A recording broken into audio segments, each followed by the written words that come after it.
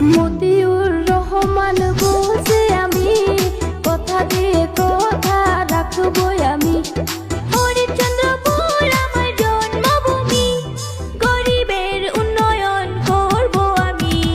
মতিউর রহমান বলছে আমি কথা দিয়ে কথা রাখবই আমি।